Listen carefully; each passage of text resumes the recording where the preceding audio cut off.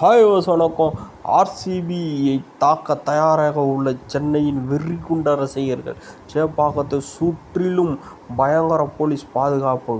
கலவரம் நடைபெறுமா சென்னை சேப்பாக்கம் ஸ்டேடியத்தில் வருகின்ற 28ஆம் தேதி.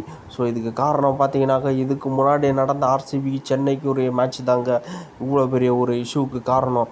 ஸோ இப்போ பார்த்தீங்கன்னாக்கா, அந்த மேட்ச் நடக்கும்போது சென்னை ஃபேன்ஸ் எல்லாம் பார்த்தீங்கன்னாக்கா, ஆர்சிபி சென்னையை தோக்கடிச்சிருச்சு. அங்கே வந்திருக்க ரசிகர்கள்லாம் ஆர்சிபி ஃபேன்ஸ் அடித்து அவங்கள ரொம்ப அசிங்கப்படுத்தி கிரவுண்டில் ஒரே கத்தி. இந்த வீடியோ மட்டும் இல்லைங்க, நிறையா இருக்குது. இவர் தீவிரமான ஃபேன். இவரை ரோட்லலாம் ஃபுல்லாக அடித்து, இது சாதாரண வீடியோ, அவரை ஓட விட்டு எல்லாம் பண்ணியிருக்கிறாங்க. ஸோ வெறி குண்டு இருக்கிறாங்க. ஸோ சென்னை ரசிகர்கள்லாம் ஆர்சிபியை தாக்குறதுக்கு. ஸோ தோனி ரிட்டையர் ஆகாததுக்கு முக்கியமான மெயின் காரணமே அதுதான். ஸோ இந்த மேட்சை பொறுத்த வரைக்கும் கோலி பார்த்தீங்கன்னாக்கா, அந்த லாஸ்ட்டு மேட்ச்சில் ரொம்ப வெறி குண்டு ஆக்ரோஷத்தோடு பார்த்தீங்கன்னாக்கா செயல்பட்டிருப்பார். ஒரு பைத்தியக்காரன் மாதிரி ஆக்ரோஷமாக செயல்பட்டிருப்பார். என்னமோ சென்னையை வென்றது பார்த்தீங்கன்னாக்கா வேர்ல்டு கப்பே ஜெயிச்சா மாதிரி அளவுக்கு ரியாக்ஷன் கொடுத்து சென்னை ரசிகர்கள் ஃபுல்லாக அங்கே பெங்களூரில் சுற்றி இருப்பாங்க. யாரையும் கத்தக்கூடாது, அமைதியாக இருங்க அப்படின்னு சொல்லியிருப்பார். ஆனால் இவர் எந்த ரெண்டுமே அடிச்சிருக்க மாட்டார். டியூப்ளிசிஸ் போட்டு பொழந்து தான் ஜெயிச்சு கொடுத்துருப்பாரு மேட்ச்சு.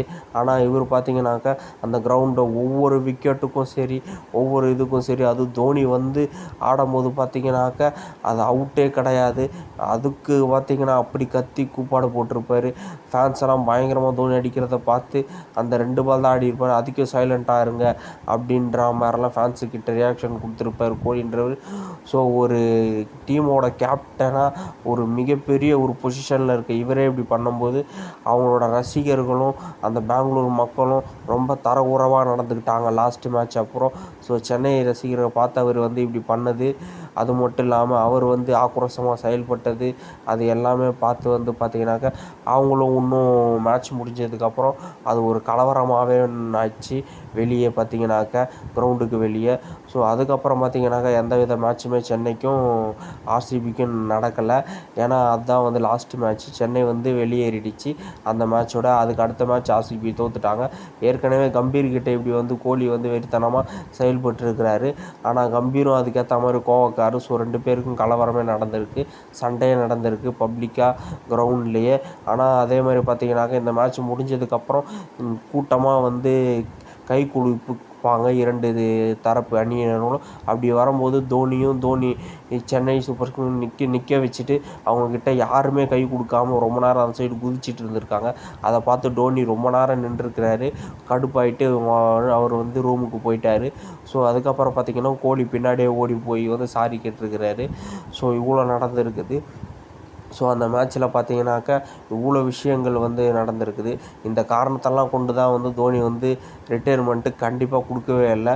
அதுவும் இல்லாமல் பார்த்தீங்கன்னாக்கா தான் மேலே இது பண்ணதெல்லாம் ஒரு பெருசாக ஒரு பொருட்படுத்தவே இல்லை. ஆனால் சென்னை ரசிகர்களை ரொம்ப அவமானப்படுத்திட்டாங்க, ரொம்ப இது பண்ணிட்டாங்க அப்படின்றதுக்காக அவர் ரிட்டையர்மெண்ட்டு கொடுக்காததுக்கு முக்கியமான ஒரு காரணமே அதுதான். அதுக்கப்புறம் மேட்ச்சு பார்த்தீங்கன்னாக்கா ஆர்சிபி பார்த்தீங்கன்னாக்கா உங்களுக்கு சன்ரைசர்ஸ் செம தோல்வி அடைஞ்சிச்சு அதுக்கு அடுத்த மேட்ச்சு. ஸோ இந்த வருஷம் பார்த்திங்கன்னா நடக்க போகிற மேட்ச்சு. ஸோ வெறி கொண்டு இருக்கிறாங்க ரசிகர்கள்லாம். ஸோ இது ஒரு விளையாட்டாக பார்க்காம அதை தவிர்த்து இவங்க எல்லை மீறினால இப்போ பார்த்திங்கனாக்கா சென்னை ரசிகர்கள் அனைவரும் எல்லை மீறுறதுக்கு ரொம்பவும் பயங்கர ஆவலாக இருக்கிறாங்க.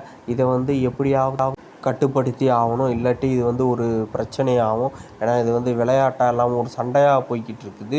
ஸோ அதனால் பார்த்திங்கனாக்கா இரு தரப்பினரிடமும் இருக்கக்கூட பயங்கர போலீஸ் பாதுகாப்பு சேப்பாக்கம் ஸ்டேடியத்தில் வருகின்ற 28ஆம் தேதி மேட்ச் நடக்க போட்டிருக்கிறாங்க.